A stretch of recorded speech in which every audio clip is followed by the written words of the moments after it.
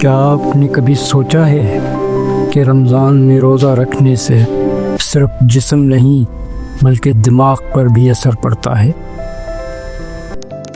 یہ اثرات آپ کے سوچنے، محسوس کرنے اور یہاں تک کہ خوشی کے احساس کو بھی بدل دیتے ہیں۔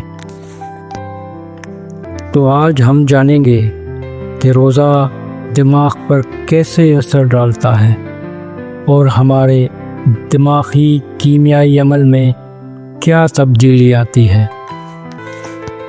روزہ دماغ کے سٹریس کو کم کرنے میں مدد دیتا ہے۔ روزہ صرف جسمانی نہیں بلکہ دماغی اور روحانی تربیت بھی ہے۔